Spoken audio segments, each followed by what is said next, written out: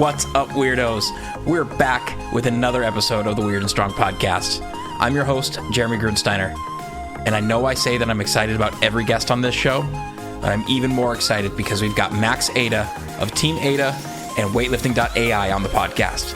This is an episode for all you weightlifting coaches and weightlifting nerds, because we start picking apart ways for coaches and athletes to start to change their perspectives around both programming and training. This was an incredibly fun chance to chat with Max, and with that, let's get weird. Max, how you doing today, man? I'm doing pretty well. Yeah, I'm a little early in the morning, but just getting some work done and having a good time. Yeah, sunshiny California in the early morning. Sounds great. Sounds great overall. As we do with everybody on the show, I've got a weird question for you. Are you ready? Cool. I'm ready. Okay. Describe the most awkward photo you've ever taken. Oh, well, okay. Probably not the most awkward, but one of the greatest photos of me ever taken that would fall into awkward. But it's one of those photos where it's like when you see it, it totally is. It's hilarious. But there's a meet we did, a powerlifting meet I did. I didn't compete, but I had a couple lifters compete, and it was at Mark Bell's gym. This is like, God, it's probably like 13 years ago. Mm-hmm. And my lifter won the like cash prize, right? Mm-hmm. And so we took a photo of it, like us kind of hanging out and standing there, just kind of joking around, holding the money or something. And like a couple of days later or whatever, I'm looking at the photo and I'm wearing these pants, these shorts that just happen to like drape in just the right way that like my crotch, like right from my crotch down to where the pocket, there must have been something in my pocket. Mm-hmm. It's like this perfectly shaped, like, member that looks like it's like over a foot long. It's like hilarious. It's this like, ridiculous, like, and you look at it and it's like, I actually have the photo on my phone. So I always joke around with my wife and I always like pull it up. But yeah, it's like this hilarious looking, like when you see it, you're like, oh my God. What the hell? That's got to be the most weird photo of me for sure. And you still keep it around? Oh yeah, no, I pull it out regularly. I show people on the street, on the subway. I was, hey, check you this. might think what do you think? Yeah, you might think I'm a loser, but look at this. So yeah, that's got to be it for sure. That's a great kickoff to the Weird and Strong podcast. Having, I mean, it's not the first time we've gone down that route especially with other coaches, because let's be honest, we're all basically 13. Especially when it comes to the humor aspect of it. For sure. We talked a little bit off air of you growing up in Montana, and like people who are listening to this are familiar with the weightlifting community and familiar with you have that background of your work with Abadajev, your work that you've done over, gosh, what is it, almost 3 decades of coaching in the sports of weightlifting and powerlifting? Oh wow, yeah, over 20 years for sure. Yeah. And so with that, and you're affiliated with many known brands and your own gym and your own companies. What's one thing that's unconventional about you that people may not know about? I don't know if there's anything unconventional. It's hard to answer. I think probably the one thing, and it's like also I don't know what people don't know. Yeah. So it's hard to answer that, but I would say like, probably the thing that I probably got most a few years back was like the Bulgarian thing. Mm-hmm. That like, that's like the thing I do. And that's the, like, the essence of everything that's driven my coaching or whatever. Mm-hmm. And I would say it's certainly not the case. Like I've never been like this huge proponent of it or done this Bulgarian style training with lots of people. Mm-hmm. But I've always been kind of like, I would say, known for that or for the squatting stuff. But I would say the thing that's unconventional is that I feel like my approach to trying to solve these problems is a bit different, where I see, the problem of trying to get somebody better at lifting or try to improve their performance or trying to produce a champion, like, is, the approach should be really methodical, and the approach should have some kind of, basically objectivity to it that I think doesn't exist a ton in weightlifting now. I think people like to latch on to, like, what's the simplest answer for this? Like, what's the quick factoid? If you look at like the general nature of the way people do things now in weightlifting, even at the highest level, at the worlds, you see a lot of just like, I guess I'd call it like sort of shooting from the hip. Like the like methodical approach is not pervasive in my mind. Okay. Like writing programming, doing programming, do all that stuff is not pervasive. So I'd say that's sort of where I would say, I fall. And I'm sure a lot of people are like that too, but that would be the thing, is that, it's a little more weird in that way, that like, I would say being more methodical is the sort of element of what I do now. Sure. And in that, for the listeners, do you have an example of that of what that looks like from being much more methodical versus perhaps some of the things that you've witnessed at maybe a world's level that do have that shooting from the hip feel or sense? I mean, yeah. So I'd say a good example is like, a lot of people get into this, and they start with, like, very beginner coaches start with the most obvious stuff they can touch, which is exercises.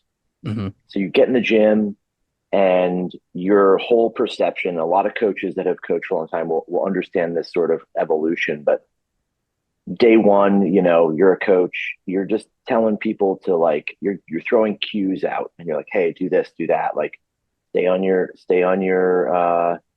heels, or, push with your arms or whatever. And you sort of feel like cueing is like the key to everything. If I just find the right cue, or what's the cue for this? Like, whatever. Then you kind of move to exercises, like, oh, I discovered a new movement, and we're going to do this exercise, and that's the thing that fixes everything. And then, you kind of graduate to like, oh, it's all about this kind of program, the sets and reps and these things. And that becomes this sort of evolution of like, as you progress as a coach, you sort of latch onto these things. Whereas, a methodical approach would be, taking a first principles approach to the way you do things. So looking at, like, what are the principles that govern the training process? What are the principles that govern coaching, that govern any of these elements? And starting from there and building a system that emerges out of those principles. So, an example would be like, coaching and cueing, like, some of the principles behind that would be like, make sure that your cueing is informative in a way that, it actually improves the athlete's performance. Or, in training programming, make sure that you prioritize the principles of training in order that they're of their importance. So specificity, overload, fatigue management. So you don't make decisions based on, like, the little thing you found. So a cue sounds great and it works for a minute. And so you will see coaches build systems around that. Oh, this is the cue that works, or this is how it should feel. And they build it around that. They build their system around that. Like a good example is like the leg strength thing, the squat strength thing. Oh, well, I squatted a lot and my lifts went up, so therefore the program should be built around making your squat bigger. But that violates some principles of training, in that, like, it's not necessarily maximizing specificity, right? So I'd say all this kind of roundabout, in that, like, the methodological approach is one in which you take the principles of training and you build a system that emerges from those principles, versus what most people do, or I see a lot, is people formulate systems or formulate programs based around sort of like, gut feelings or intuition that are not necessarily corroborated by, principles or evidence or anything. It's just kind of a throw it in the air and let's do it, right? And you see this a lot. You see this at Worlds. You see it all the time. Like a good example would be like Carlos Nassar before the Europeans this year. We watched him warm up in a training hall. And like a day or two out, he's doing like a 160 hang snatch triple, and he missed one of the reps. And like he won, he did great. He lifted super huge. Like I would have a hard time sitting there and being like, why did you do that? Like, what was the reason for doing that?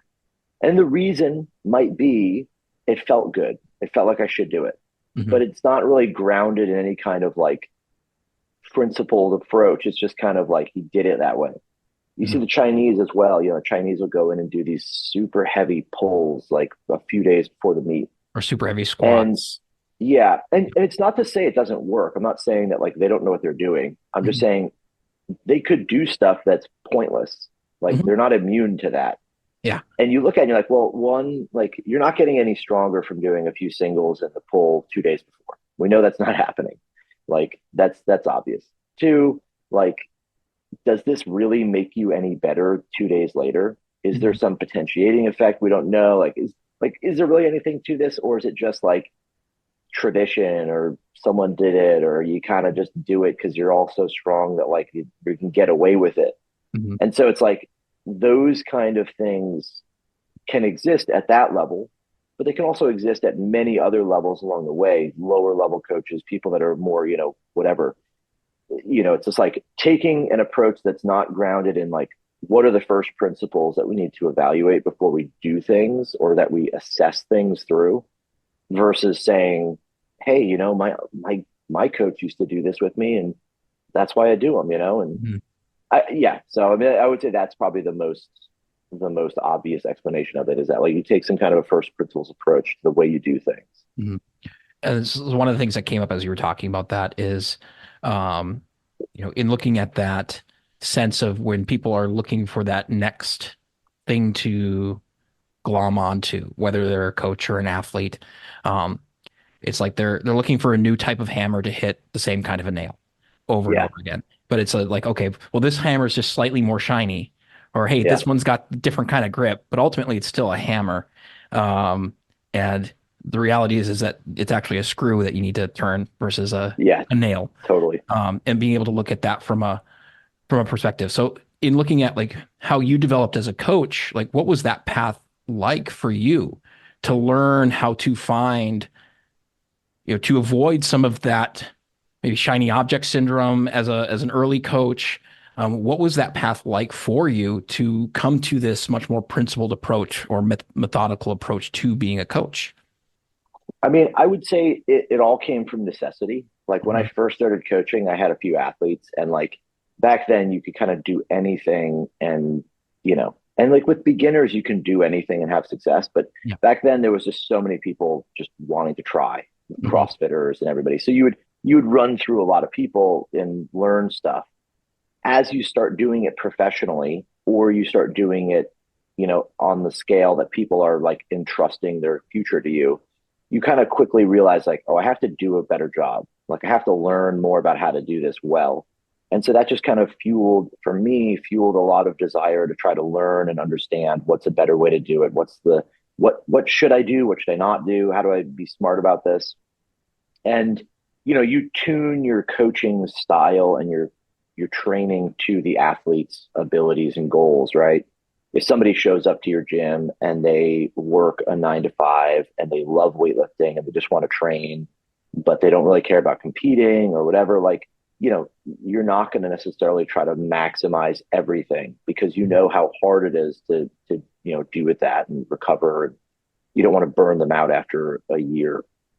Someone comes to you and they're like, hey, I've got 3 years left in the quad. I want to try to qualify for the Olympics. I'm, you know, this and this capable, and they look like they could do it. Then it's a different approach, right? You're going to ramp things up, put more priority on that, put more effort into it. But as a coach, when you're learning, you know, it's like you can't apply that same logic to the brand new person and think that you're going to do well. You can't expect that someone who's paying you to train in your gym and get coached by you is going to be happy maxing out every day or going crazy or pushing super hard, doing tons and tons of volume. Even though it may technically be the right choice, it's, it's just not, it's not sustainable. Right. Mm-hmm. So, largely experience is the first thing that drives that. Like, you just have to learn, what works.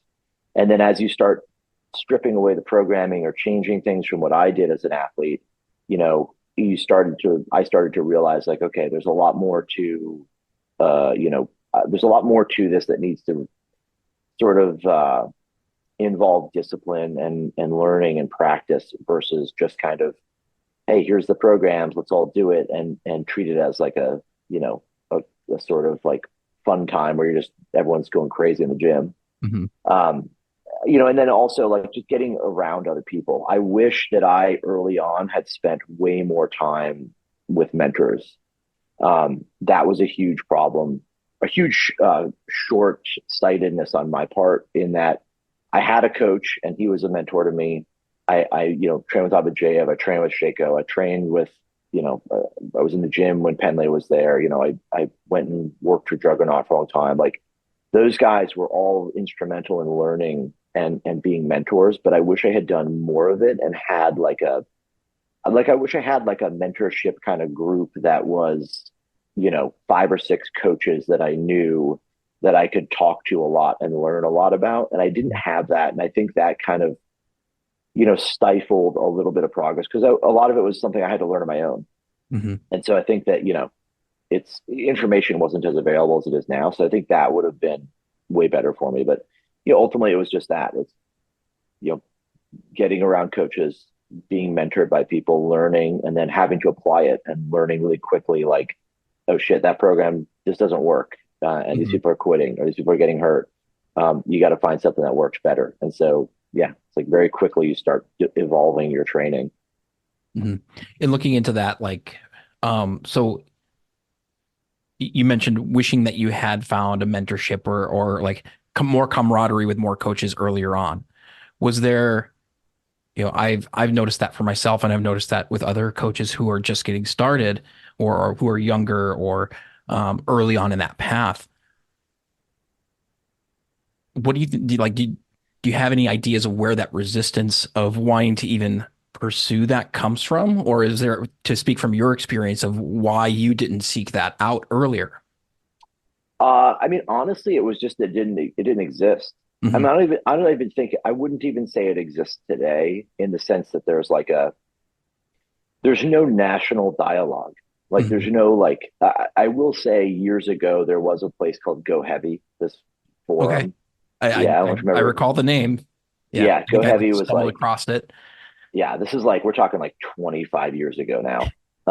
But like, there was a sort of a national dialogue there because everybody was getting on there to communicate, and it doesn't really happen anymore. Mm-hmm. Um, Everyone's information is siloed, and it's all information now about training and coaching is I would say largely intended as marketing for products, Mm-hmm. right? As Yep. much as people disguise it otherwise or think it's not, it's purely to develop, either you're putting stuff on the internet to build a following to then sell something else, Mm-hmm. or you're putting something on there as a way to bring somebody's attention to your page to drive sales. Mm-hmm.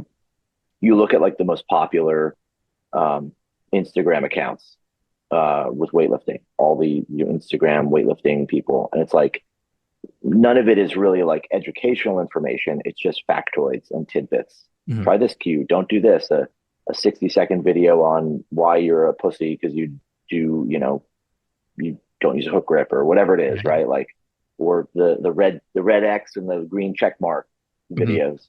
The very black and white lack of Yeah, nuance. yeah, There's, especially as a yeah. coach. And it's not really educational. It's informative, Mm-hmm. but it isn't like driving further knowledge. It's just stating a fact or Yeah. stating something.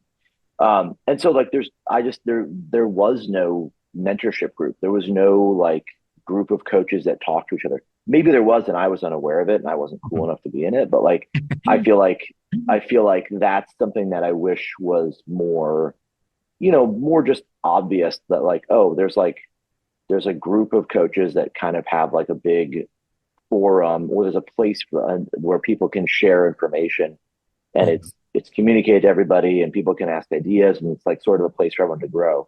Granted, it's a sport. Everyone's going to want to hide some of their stuff, and kind of, they believe that the way that they do different sets and reps is some magic that no one else does. But yeah, so I mean, like that, if it had been there, I would have totally been on it. Yeah, and it's interesting to me because I've been part of other coaching like groups, not necessarily officially as mentorship, but like that.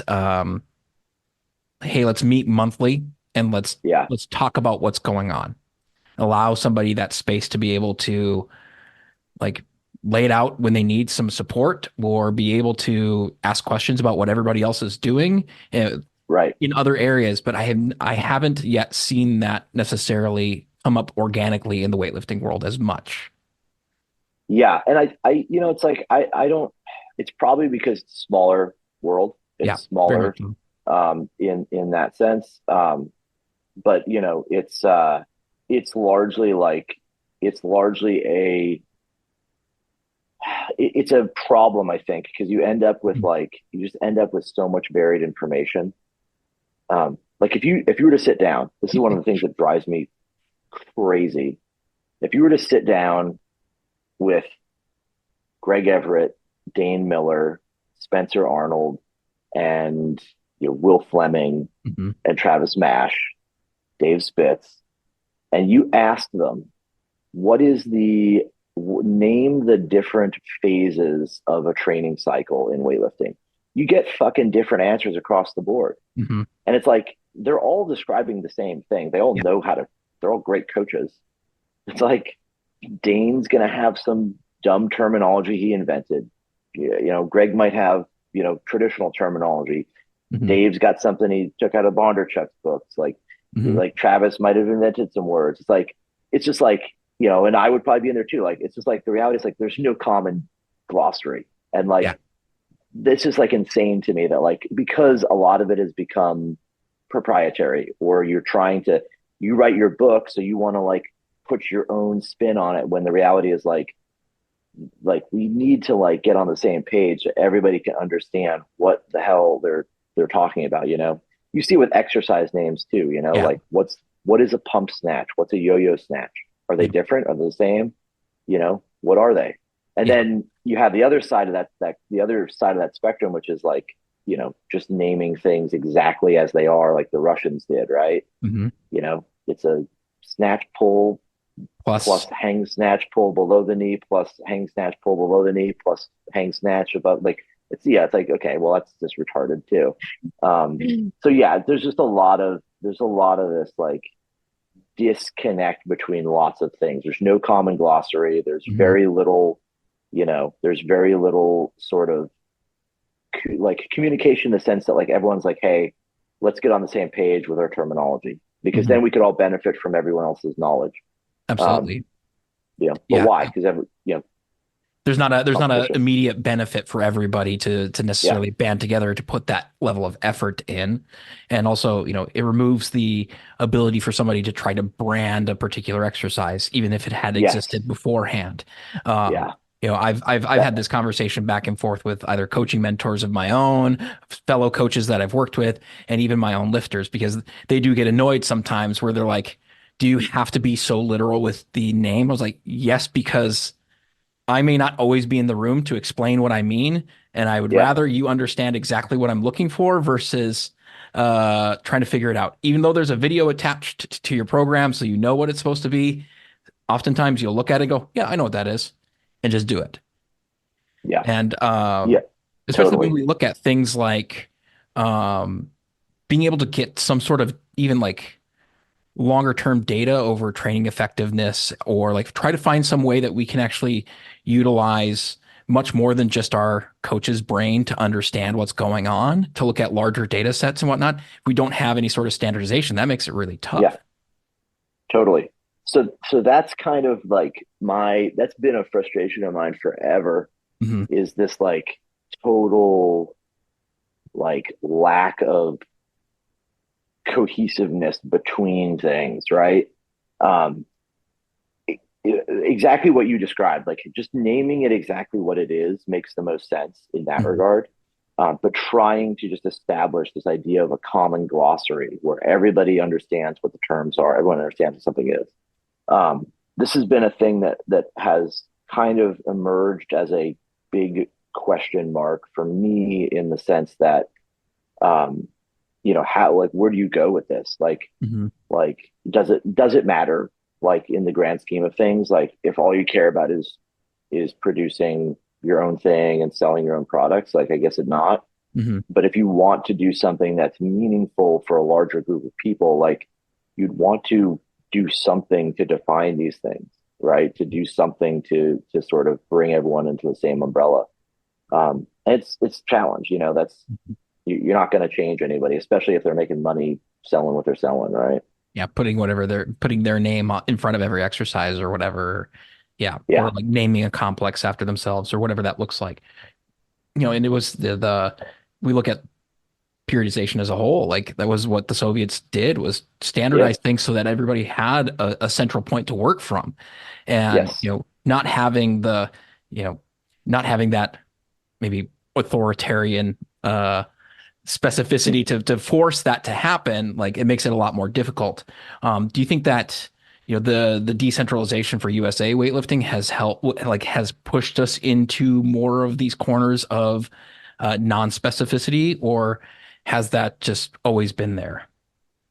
Uh, I think it's been around forever. I think Hmm. people have always kind of named things different things or created different different proprietary systems. I think less so more so in the US, more so just in the Western world, but I think probably even in Europe and whatnot, there was probably some little bit of that sort of individualization, making up names for exercises. Um, the I think the decentralization in the US has definitely augmented it. Hmm. And it's obvious, right? It's like, the example, like you write a book and you're going to call things the things you think they should be called, because it sounds cool to you or it makes sense to you. Hmm. It's like there's no incentive not to. Hmm. Like, what do you get from not doing that? So that decentralization just kind of again like silos people, where it's like people build out, you know, everything basically around the ideas they have, and then try to just create like a community around it. And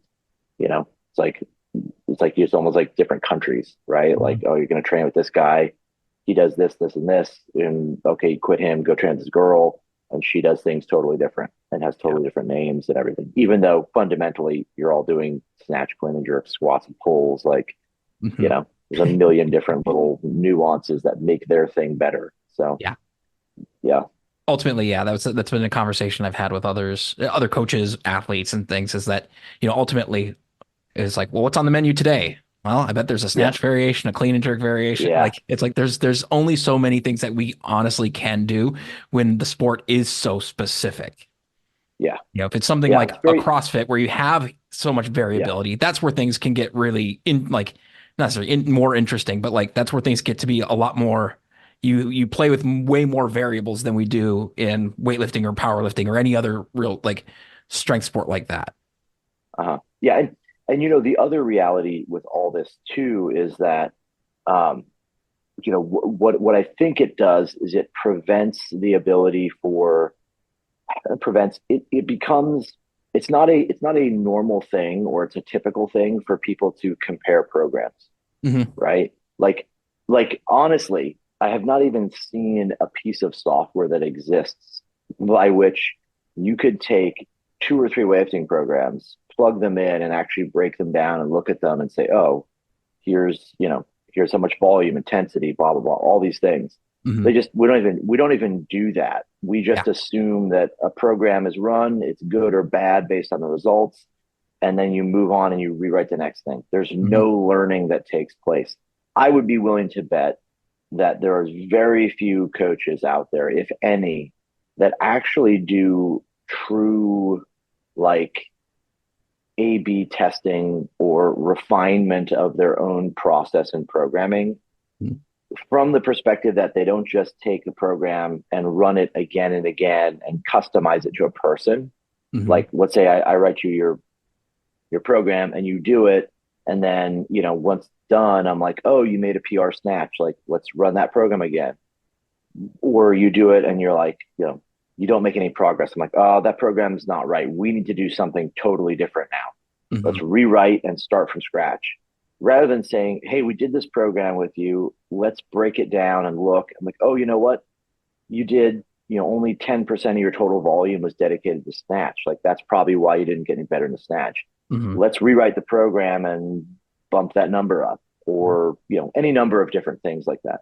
I don't think that's what's happening very often. I don't think it happens a lot. I think coaches evolve a program towards something that's successful. And the most obvious thing is going to be cranking up the intensity and doing more singles and doing more classic lifts. And so it's like everything kind of ultimately just like deviates to that, like train harder, go heavier, be more specific. And, you're going to kind of eke out better performances simply because people are pushing harder, and they're doing more of the things that we know are going to make them better. But there's no refinement there. It's just, hey, if the program's not working so well, just make it bigger and harder. Like, just do more of it. Yeah. Versus saying like, yeah, have we discovered like any kind of like more effective methods for teaching or for for improving different technical errors? Like, yeah, I mean, that's sort of what I think is the reason why there's no need to have common glossary, because it doesn't matter. Every program might as well just be a one-off thing that's getting run and then thrown out or redone, or, I'm not saying nobody does this, but it's probably pretty rare that you have a lot of coaches sitting down and like thoughtfully reconstructing the same program and refining the process a lot over and over and over. But yeah, well, even looking at, you talked about like a software component to this, or even like having a way to retrospectively look at a program outside of what it was the specific result for a specific individual. right. If you are running the same program across multiple individuals, like this was something that so me coming from a software background, before I got into weightlifting, because I did it later in life, Nice. is coming at that from a more systematic, like learning, wanting to have a much more systematic approach, and not wanting to be on this shoot from the hip look and feel. Yes, there's some of that comes through in the teaching aspects in the in-person coaching that I do. But as far as like the program goes, I was like, I should know like where we are in a particular phase. And if our focus is on building a better snatch, and like to your point, if only 10% of our given volume is snatch reps, yeah, I don't have a way to actually count that for myself. How do I actually know? I may see the word snatch a lot in my program, but that doesn't necessarily equate to percentage of volume, percentage of reps, relative intensities, absolute, like any of those measures that, the programming nerds in the room want to know. So that was a big eye-opening thing for me. I had two experiences that I would say really crafted my thinking a lot. And these were after I was very strong. So I mean, I was already kind of done with powerlifting at the time. Well, the first was I trained with Boris Shako, who was a powerlifting coach, who basically co-opted the Medvedev's weightlifting training methodology into powerlifting. And that methodology, I would say, largely that methodology is built around a few fundamental things. It's built on a principle-based, it's principle-based system, but it's built around management of training stressors in a way that is kind of capitalizing on a lot of principles in a clever way. But they look at things like, Boris was big on the idea of like, you have like this, you're basically like, you're constructing your training in a way that you are trying to reach certain targets with, say, like average intensity, and maintain those targets and maintain this consistent application of a training stimulus on an organism or a person. And then manipulation of that once you're consistent, once that training stimulus is being applied, manipulating that, either increasing in intensity and and magnitude, or decreasing or sorry, increasing in volume, or just overall training load. When you do this, you can then achieve, greater results. And so Medvedev's system was kind of built on these ideas of like this K value and this sort of like, where's the optimal range for how hard training should be or how heavy it should be? What are the ranges for volume based on different demographic data? And then, you take that and you individualize it to a person, but largely your system is based on pretty basic ideas, right? Have a consistent average intensity, slowly drive up the average intensity that the athlete's using while maintaining a consistent load, and you'll see adaptation. And what was interesting to me is that's not that method. Nowhere within that method lies this idea that like Medvedev, was like, oh, by the way, squat your face off and make your squat go up 50 kilo. By the way, every 6 weeks or every cycle, we got to do a squat program, and like try to put 50 kilos on your squat. Or, by the way, guys, we need a max out Friday every few weeks, right? It doesn't mean those things can't exist in that system. But the thing that was eye-opening to me was like, oh, there's a methodology here that makes sense, that is one, very sustainable. You could apply this kind of training to people and not be in a place where it's not like the Bulgarian system where it's like sustainability and just surviving is one of the hardest parts. It's like it's a sustainable system and you can replicate it because you know exactly what you're trying to achieve. Yeah. We want to increase the average intensity by 4 kilos this month, and we know if we do that, we're going to have some positive result. If we track all these KPIs, we track all this information, we can then make even better choices in the future. So that was the first thing, was learning from Shaco and seeing that system actually applied. It worked very well in powerlifting because there's so little technical component in powerlifting. You don't have to worry about like any noise in the signal, right? It's just, if you do this, you're going to get stronger. Yeah. I was the strongest I ever was when I trained with Shaco when I was doing that. And it, was just like, it was awesome. I love that kind of training. The second was, when I basically took that learning and applied it to weightlifters, and that was years later. Then I was coaching a girl, Alyssa Ritchie, who was, we were going to train like the American Open, I think.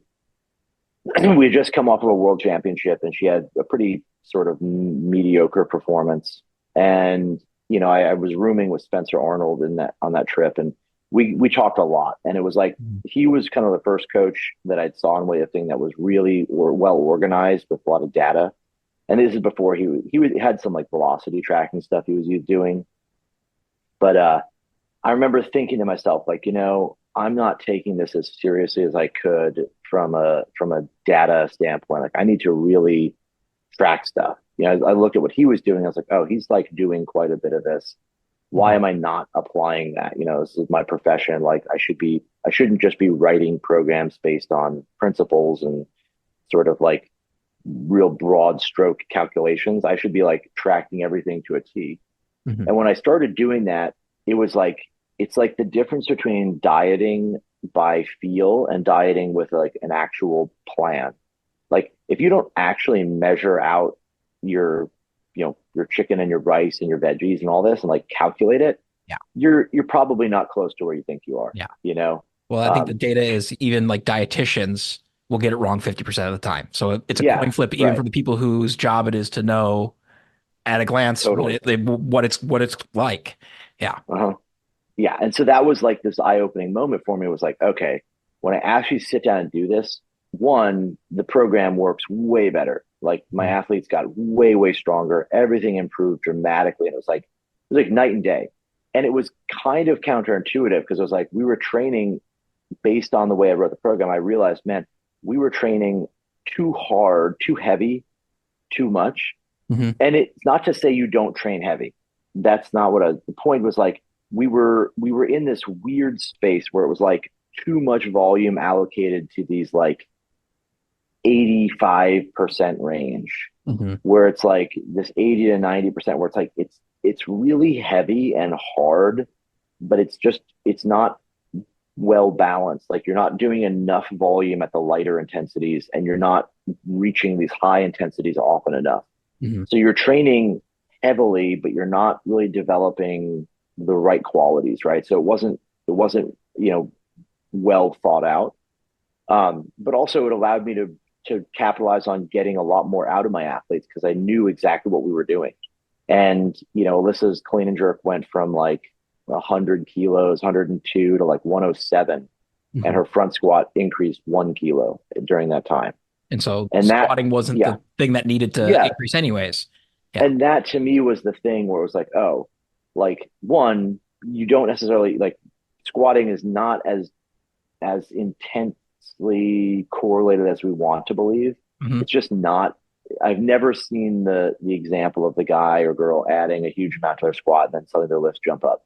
Mm-hmm. Doesn't mean they don't get stronger and they make PRs after the fact, but they definitely have to snatch a clean and jerk in there to reap rewards. But it was just like a very eye-opening experience for me. They're like, oh shit, okay, data is king here. Like tracking information, keeping track of data, building a system based around manipulating variables in a subtle way, and maintaining this sort of like training process is more important than like getting a PR set of 5 in the squat or maxing your snatch and hitting some PR double or something. Like those things were just not adding up. So that was like for me the moments that in my career that I realized there needed to be something very different. I need to approach this from a different way. Yeah, totally cool. And I think it's interesting that we get onto this topic because this topic and this idea of tracking of where you're going and like what are you doing with your athletes is ultimately actually like how we got to this conversation in the first place. Because my introduction to Josh was talking about a big spreadsheet data tracking system that I had built way back in 2020. We had jumped on a Zoom call with a bunch of other coaches and talked about some of these things of like what we were looking at. And so it's fun to come full circle that the actual connection that led us to this podcast is a topic that we ended up talking about anyways. Yeah. Well, so that's kind of driven the last few years of my life now is we've been building a coaching platform. Mm-hmm. So we've been developing this software for coaches where, things like you've seen like True Coach and these kind of programs. Mm-hmm. So we're going to we've built something very similar to this, but it's designed for weightlifting, powerlifting, like barbell sports, where, we need the ability to track enormous amounts of small data points. Mm-hmm. And take that data and develop meaningful insights from it that a coach can actually use to do things. Because I was like, something like True Coach, when I started remote coaching, like I was sending emails and doing whatever spreadsheet things. Mm-hmm. And that was insane. You're just an insane person if you do that. Yeah. It's like, that's not, you're just doing twice as much time to get the same result. True Coach was awesome when I first used it. It was called Fitbot when I first started using it. It was almost 10 years ago. And it was like, this is cool. It's like messaging and all this in one spot. Mm-hmm. And then you kind of realize like, oh, but there's no data. You can't track any data. It doesn't know anything about what's going on. Sure, there's some crappy workarounds that suck, but like, who wants ultimately you're having to do all that data entry yourself or hire a VA or whatever that looks like. Right. Yeah. It's just not worth it. No. So what we're designing, what we built is I've lucked out in that I've found some people. I found a guy who was a machine learning guy for Meta, and cybersecurity guy. And he, I kind of explained to him what the vision is here is like, what we're trying to build. And he was super on board. So I lucked out with that. We've hired we have a whole team, a whole development team, and we've been building this thing, but it's basically built around the idea that like, look, I want to be able to make programming in an easy way, like a True Coach, where I can just write down what I want, or I can add sets and build the workouts that like you build a workout, you build some training. I want to know what that looks like in the big picture. I want to know the data about this. How many sets and reps do we have? How much volume? Where's it allocated? What's the intensities? What are the K values? Like, I want to know all this information so that when I go to program for, a mom and she's training 3 days a week, I still know what we're doing. And it's easy to say, oh, well, like the last few weeks, like our volume has dropped off a lot. Like you're not able to make this. So, that's probably what we need to do. So let's try and ramp it up, or look at somebody who's not making progress and struggling, and actually pull insights out of that and say, oh, well, shit, we should probably make some adjustments, or we should do this or that. And that's like largely where I feel like because there's nothing that's easy to use like that, people don't do it. Yeah. Right. You can do the spreadsheet thing, but unless you're a spreadsheet person, where it's like you like spreadsheets, or you're comfortable doing it, or you feel confident, like, you're going to do it. It's not going to be a worthwhile thing. Well, there's going to be always an inherent limitation there as well. Or there's going to be like, we talked about earlier, is like, I've had to do many times, and it was one of the main reasons why I coach very few athletes, is that if I want to know what I'm doing, or if I want to know what we're like, track those things, I've got to work in 2, maybe 3 systems and figure out how to move that data around and hope that they documented something in the coaching app, or, hey, what did we actually do there? Oh no, we adjusted this on the fly during the day because of whatever was going on. Yeah. And so there's just so many opportunities for human data error, of entry, of just manipulation of it, that is like, okay, it's cool at first, and then you get worn down by it, and it's something that gets by the wayside, and you just go back to whatever the old habit was. Yeah. Well, it's like spreadsheets too are such a poor system for this, because spreadsheets are great for sort of data entry and like Simple math. Yeah, storing data in a way that you can analyze it, rudimentary, right? They're great for, timetables and, accounts and budgets and that kind of thing. When you have like a spreadsheet on a phone, like any coach that's giving their athlete a spreadsheet on a phone should just be drug out to the street and shot. Like that's the worst fucking experience you can have on a phone, is like your hands are covered in chalk and you thumb through a Google sheet, and you're like looking, and like some coaches give out sheets that are insane. Like I talked to some people who had a powerlifting coach who sent them the Google sheets for their program, and he must have had so many like scripts in it and macros and whatever. They just said it would just crash. It would just crash. They couldn't even get it. The other problem with this is that if you write a program like that, and you try to automate things in the sense that you're like, oh, well, now I have the ability to if they did this weight, we can calculate it down to this, or you do a top set, it'll take the calculation, all these things. You just end up kind of making these pseudo adaptive programs, but they're just deterministic. It's just like, if else, then this. Yeah. And so, so like ultimately it's just not a good experience. Doesn't work well. And I think it stops coaches from growing. Coaches are now in a place where the technology holds them back from actually like really looking at their training systems and looking at their programs and all these things and analyzing and be able to draw conclusions from it. We're just stuck in a place where it's like, you write a program and you do it, and then you kind of make up the difference in coaching.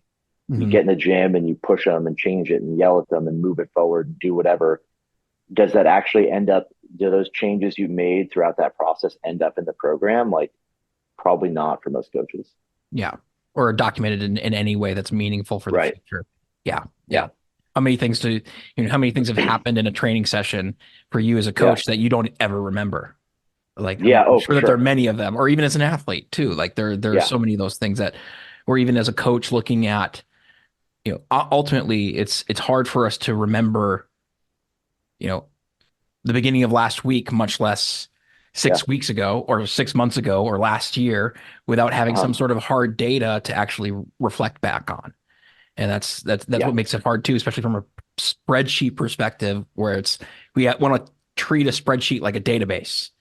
And you need a database to be able to relate that data across in meaningful ways that we're never going to be able to get out of a spreadsheet. Yeah. Or not in a way that most people can actually build.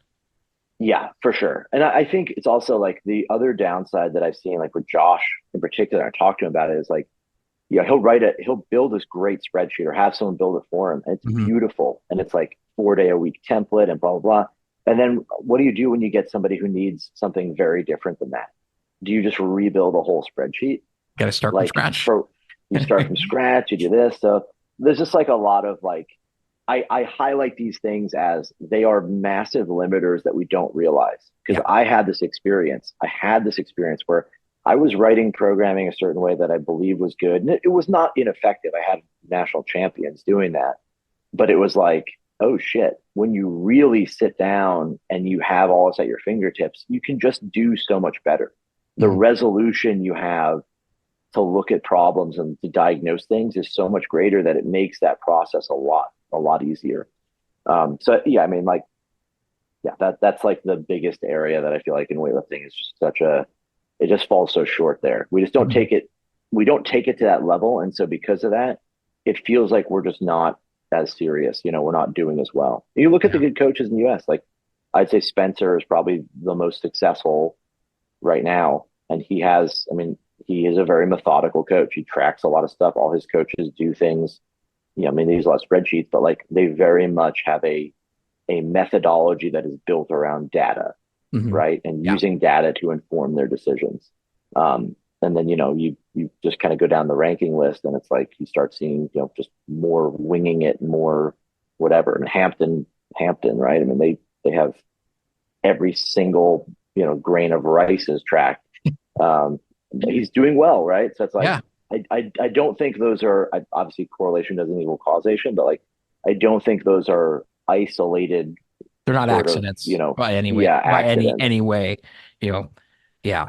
In looking at that too. So thinking about, the things that you're working on and with this coaching platform, the proliferation of like AI systems for programming that do allow for some of that tracking or, crafting of a program based off of a very methodical approach, because a machine is much more methodical in that approach than our human coach brains.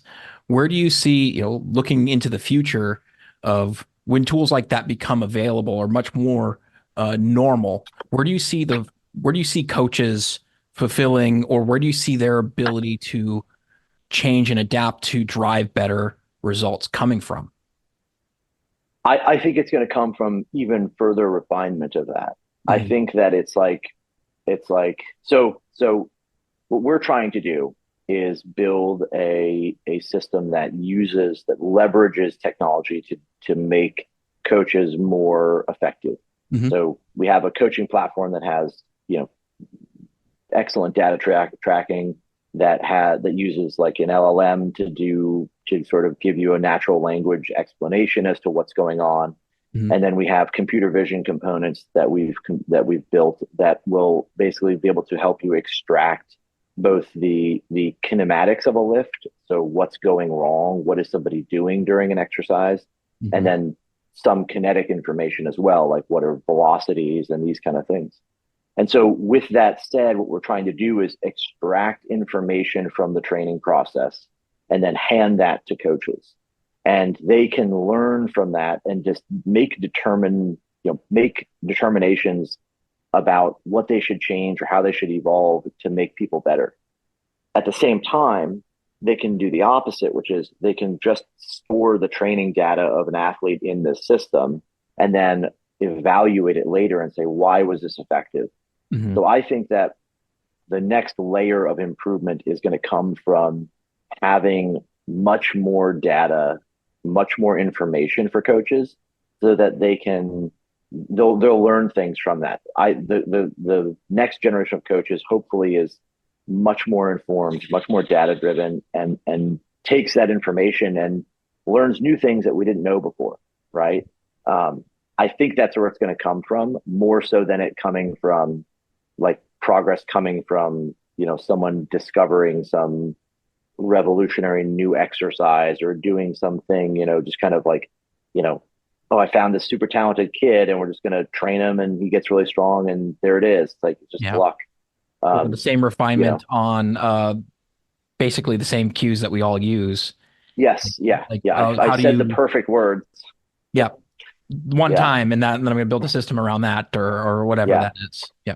The biggest limiter to us making athletes better is that no human being can scream the words reach at a high enough decibel.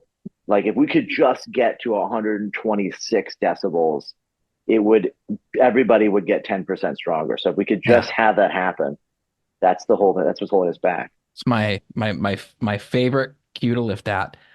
Yeah. Or to laugh at rather. I feel like there needs to be at some national level meet, there needs to be a coach reach off to where we Yeah. actually have the decibel meter to actually see who's got the loudest reach. Yeah. Yeah. I will like I'll make a comment now about all that though too. Like I feel like there's a it's fun to make fun of it. Yeah. It's fun to like laugh at it.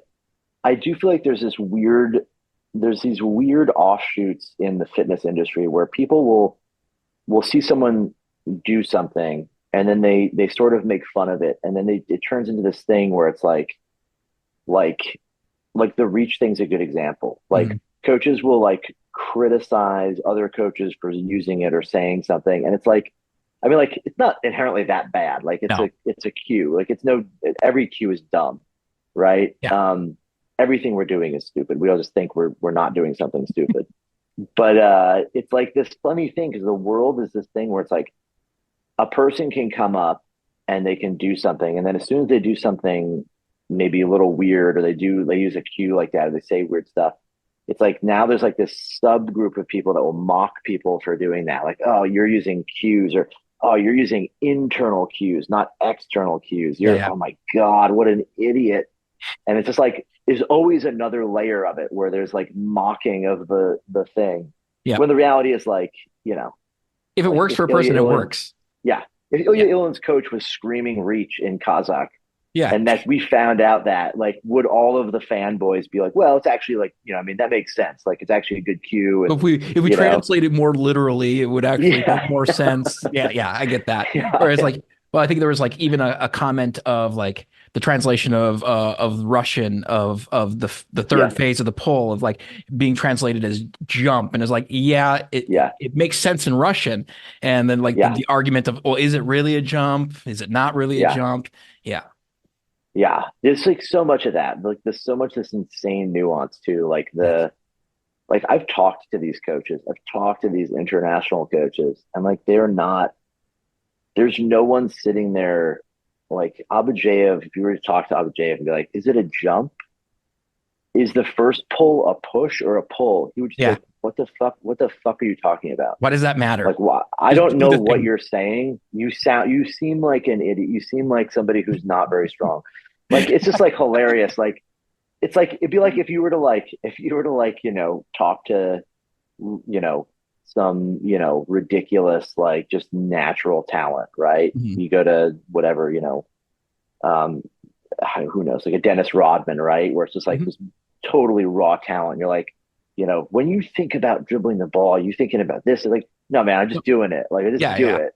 I think that there was some Um, of that in like the 90s as, you know, some of the yeah, ex-Soviet bloc athletes started to come around and go around to all the places in the US, and you've got these, you know, weightlifting in the US in particular has a bit of like uh overly intellectualized and like what I like to yeah, call like pinky raised elitism yes, yeah, yeah, um, that comes with it. And it's like, you know, ultimately, it's exactly what we talked about. Is like, we're all going to snatch, we're all going to clean and jerk, we're going to pull, and we're going to squat. There's not that much deviation. And when we convince ourselves that we're so much more clever than that, that's where we yeah. start to like get in trouble. Well, yeah. I think it's like people like to fall. They people want to either make it really simple or really hard. Hmm. It's like, no, no, no. It's extremely challenging. Like every single detail is important. And if you don't do this, and that's not going to work. And then the other side is like, bro, just train, just go in the gym Just and go lift lift with your heavy. buddies and you'll get there. Yeah. You just Yeah. lift heavy and you'll get there. Or And it's train like, neither stupid. one of those is entirely true. Yeah. Like all of the sort of like over analytical people that are fixated on the wrong things. They're not fixated on saying, let me take data, let me learn what's going on, let me check if that's right. If that's all good, then there's something going on in the gym and the athlete's head. I got to address that, or I can make an adjustment. You know, it's not, data's not magic. It's not going to do anything for you. And then the other side of that coin, which is like, you know, the sort of like telling people how to do things in a way where it's like, you know, stop overanalyzing, stop looking at things. Like you don't need to think about your list. You just got to train and just do that for 5 years and you'll figure it out. It's like that mentality still exists in weightlifting a lot, where it's just kind of just get in the gym and do it and you'll get better. I'll relay a little bit of anecdote, because a lot of people in weightlifting don't follow powerlifting, but powerlifting used to be like that.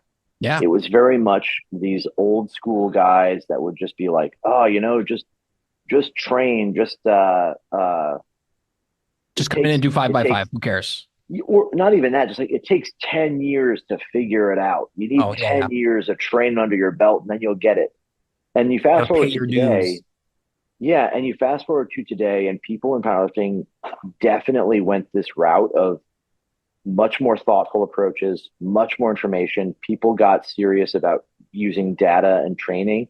And you'll see kids go from nothing to 600-pound squats in such a short time. And you see it and you're like, oh shit, like they're doing it really well. Like everybody in powerlifting, and you know, not everybody, the broad majority of people, the vast majority of people in powerlifting that are coaching at a decent level are very good at it.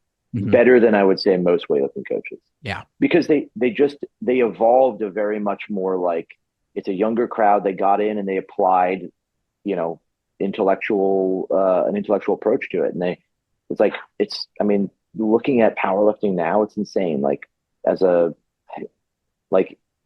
squatting and pulling 600, benching 350 at like, you know, a local meet at like a local meet is like shit. It doesn't mean anything. Yeah. Those aren't bad numbers, but it's like that's not out of this world. And like rewind back 30 years and people would be like jaws on floor. Oh yeah. Yeah. A 600-pound raw squat for somebody under 200 pounds was insane. Yeah. And now it's like, high school kids do that because everybody got good at training and coaching. And so that's where I think we're just not there. No one does that anymore. No one says in USAPL or PA or like the sort of premier drug tested federations, those coaches are not throwing information out there like, just train for 10 years and you'll figure it out, because they know that'd be a waste of time and you'd go nowhere in 10 years because you could easily do the wrong things for 10 years. Well, that's also a hard sell as you as a coach as well. Like, oh, it's going to take you 10 years to figure it out. And I'm not actually going to help you figure it out. So cool. Well, competition's driven that too. I mean, there's a market for it. You can make money as a coach now. Like there's a lot of money in weightlifting and powerlifting compared to the size they are. There's many coaches making a living as a coach, you know, in both sports. And that drives competition. People are going to try to get better. And because of that, everybody benefits, because suddenly, you know, just getting someone a PR, you know, every few training cycles is not enough. People want to excel, and they're going to find coaches that can do it. In weightlifting, it's still not quite there. The technical element makes a big hurdle for people. But, you know, the fact that you'd still have somebody saying things like, you know, you just got to train. It's just like it's just not true. Like you should train very smart. Use every tool to your advantage to make somebody better, understand what you're doing, and apply, you know, sound training principles to it. You look at like the training, the progressions for teaching have improved so much in the last 20 years. It used to be that people would just show up to the gym and you'd tell them how to snatch. Here's a picture. Here's pictures on the wall. Like that's follow that along. And, well, that's how like their coach maybe learned from a magazine in the 70s the same way. Yeah, I mean, I learned from pictures in a book, you know, and my lifting was terrible because of it. Like, but now it's like you have, you know, a 60-second Instagram tutorial on how to snatch, and it's pretty good. And like, they're good. They aren't, you know, they're not bad. They're not like, it's not shit. It's like, so we got better at that. Like, we should get everything else to that same level. Yeah. Yeah. So there's something that I was reminded of is, so a coaching mentor of mine, you know, in talking about what weightlifters, he wasn't addressing this, but based on our conversation, is what weightlifting coaches particularly can take from everything that we're talking about is like being able to ask more questions about what am I doing? Why am I doing this? Like having a much more curious approach versus a smarty pants know-it-all type of coach. Does that ring true to something that like the essence of what you're talking about? What was the first type of coach? So being able to ask questions and look at your data, ask questions of your own data, ask questions of your own methods versus, well, my method's the thing and this is it, and we're going to do this. Oh, yeah. I mean, I think coaching, there's definitely like two personalities a coach has to have. Mm-hmm. One is like the actual element of communication, because the interface from, so like you have all this data and all this information, you should be able to understand all of that and Mm-hmm. convey to an athlete that needs the information what's valuable to them. Like, I don't think, every athlete needs to know everything. I think they need to know what's going to make them feel confident and believe in you and buy into the system. And beyond that, unless they're curious, you don't need to shower athletes with data and information. Mm-hmm. If it's helpful to raise somebody's spirits or to drive them forward, or be like, hey, look, you're tired, but look, we've done 400 reps this week. Like that makes sense. Yeah. From the other side of that coin, though, like the sort of authoritarian coach who's like, this is my way. I do think coaches in person in the gym when coaching do need to be, the head person in charge to the level that, like, if they say something, the athlete needs to do it. Mm-hmm. There needs to be a different kind of like, a hat worn by the coach. It's kind of the like, as silly as it is, like the warrior poet kind of person. Like mm-hmm. your coach needs to be a badass. The coach needs to be somebody who you believe is a savage who's going to do everything they can to drive you forward and to make you better. At the same time, you want them to not be an idiot. Like you want them to also be like a thoughtful kind of, leader, mm-hmm. Where they're taking information, they're smart, they're intelligent, they're cunning. But when, they're not like a pushover where it's like, if hey, what should I do here? I don't know. I don't feel good. Like you want somebody who's a rock that is going to,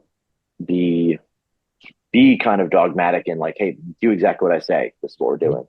Well, not only in training, but also at the competition platform as well. Oh, for sure. Because that level of trust is necessary for those great performances as well. Yeah. Good example. People might hate me for this one, but you watch the World Cup, you watch the 73s, right? Yeah. Rotmont, his dad was like, I don't know. Like when I look at that, it's not a criticism of them, but it's like, I don't know who was steering that ship the whole quad, because he's doing B and C sessions, which is like, that's what you do if you're 13 and you think it's cool to like max out and do a PR, or, make a world record in the B or C session. Mm-hmm. It's like, so who knows what's going on there? He's about to take that third clean and jerk and his dad tells him no. And he just blows him off and goes and misses it. And it's like whatever lack of authority his dad had, and that he made, because his dad, right? That's so hard to, mm-hmm. It's too many hats. I can tell you that would probably not have happened with the Georgi Asanidze and the Georgian team. Yeah. It's extremely unlikely somebody's going to say no to him and just jump out there after 30 seconds and miss. 100%. He's going to tell him, go in the back and do it. There's just a lot of coaches like that are just like, you're a little bit scared of them. Mm-hmm. Right.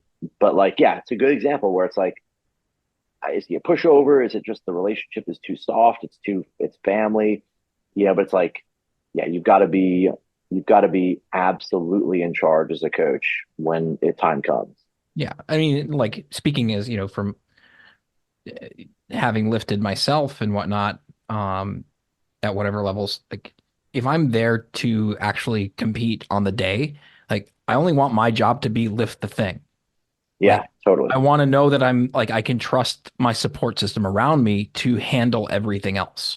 Like, yeah, I know like early on, I wanted to know all the details because I was curious and I wanted to know. But especially as you mature as an athlete, it's like, I need the singular focus. I need all the energy and all the mental focus that I have to be driven towards the one thing I'm here to do, which is lift a heavy weight over my head. Exactly. And like, again, it's like, it kind of comes back to that same thing, right? Like plans, having data, having information is what makes all these choices easier, right? Yeah. You going into any meet, we always sit down with athletes and ask them, what are the goals? Like, what is the priority? Like you need to know before the event happens, like missing your second attempt or whatever. Mm-hmm. Before that happens, you need to know exactly what your next choice is and what you're going to do. So it's like, you don't get to a situation where you're coaching and somebody misses their second.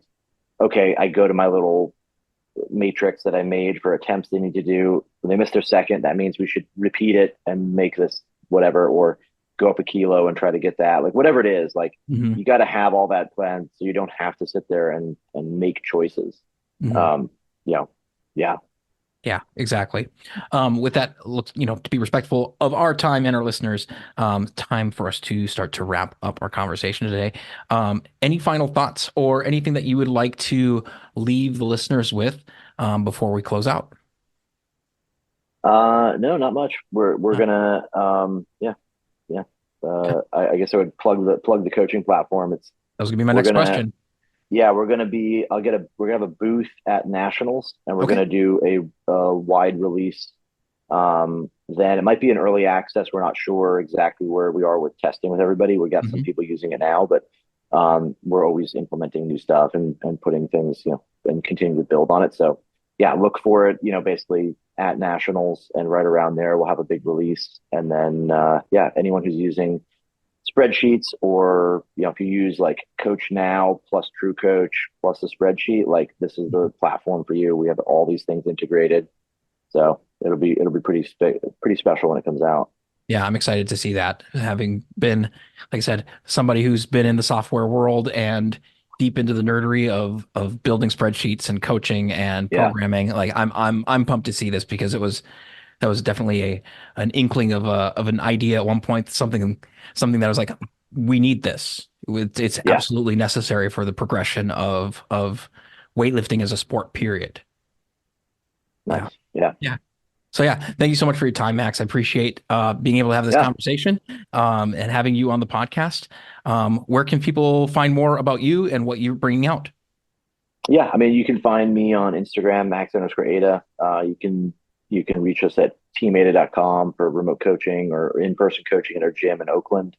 And then, you can probably hear my irritating, scratchy voice on the Weightlifting House TV commentary of Europeans and world championships and whatnot. And then I would say also look for something around the Olympics. Seb and I are going to put together some kind of a like lift companion type style, kind of more casual podcast type deal for each session. So I'm excited for that. Very cool. Yeah, definitely excited. Lots to look forward to coming up this summer with Nationals and the Olympics. So with that, folks, very appreciative of you, the audience, for listening to this episode as well.